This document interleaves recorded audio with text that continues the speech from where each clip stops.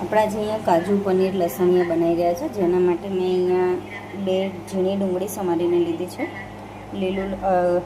લસણની 6-7 કળીઓ છે, જેને મેં ઝીણી ઝીણી કટ કરી લીધી છે. લીલું મરચું છે, 2 નંગ લીલા મરચાં છે, જેને પણ મેં ઝીણા ઝીણા સમારી લીધા છે. કાજુ લીધા છે અને કાજુને પણ અહીંયા ઝીણા સમારી લીધા છે અને 100 ગ્રામ પનીર લીધું છે. અહીંયા આપણે તેલ ગરમ થઈ જાય એટલે જે આપણે કાજુને ઝીણા ઝીણા કટ કરીને મૂક્યા હતા એ ફ્રાય કરવા નાખી દઈશું.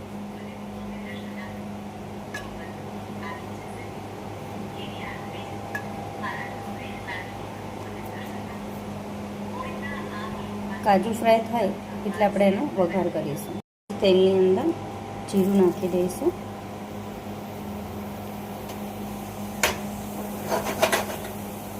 અને જીરું ફ્રાય થાય એટલે આપણે અહીંયા બેઝિક ગરમ મસાલા લીધા છે, જેની અંદર તજ છે, 2 તેજપત્તા છે, 1 ચક્રફૂલ છે અને આ જાવંત્રી છે. આટલું આપણે આ ગરમ મસાલા તરીકે યુઝ કરીશું.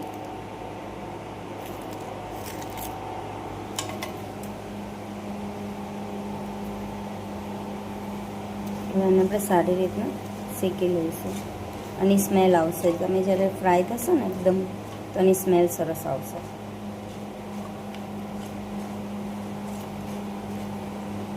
શેકાઈ જાય પછી આપણે એની અંદર જે ડુંગળી ઝીણી સમારીને મૂકી છે આપણે એડ કરી દઈશું. લસણ પણ આપણે એની અંદર એડ કરી દઈશું.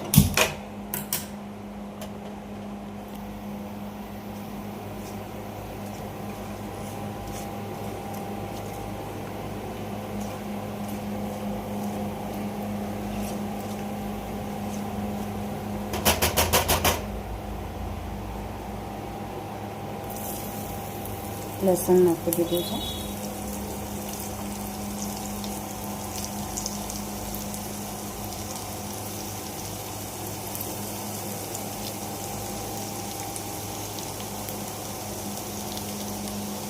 મારી પાસે છે ને રિંગ લાઇટ નથી, એટલે હું આ એક હાથથી મોબાઈલ પકડું છું અને એક હાથથી વિડીયો બનાવું છું.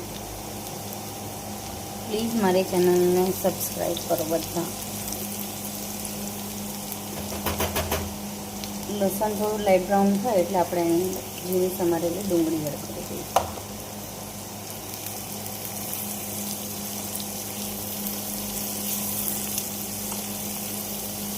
ડુંગળી આપણે લાઇટ બ્રાઉન થાય ત્યાં સુધી શેકવાની છે.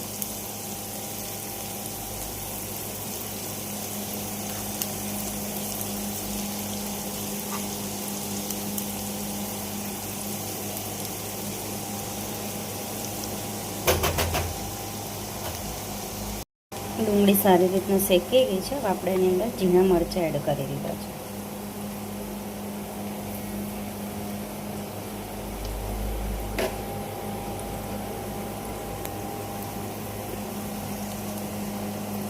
જો ડુંગળી આપણે ટ્રાન્સપરન્ટ થાય ને ત્યાં સુધી જ આપણે ફ્રાય કરવાની છે. જો આ રીતે. હવે આ સ્ટેજ ઉપર આપણે એની અંદર ટામેટાની પ્યુરી એડ કરી દઈશું.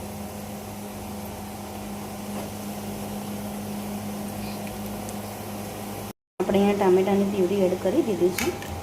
એની અંદર જ આપણે બધા બેઝિક મસાલા નાખી દઈશું, જેમાં મીઠું, મરચું, હળદર, ગરમ મસાલો, ધાણા જીરું અને કસૂરી મેથી. મીઠું, હળદર, ગરમ મસાલો, કશ્મીરી લાલ મરચું,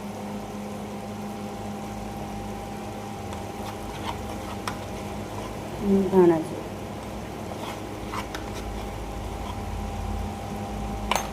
બધા મસાલાને આપણે મિક્સ કરી લઈશું.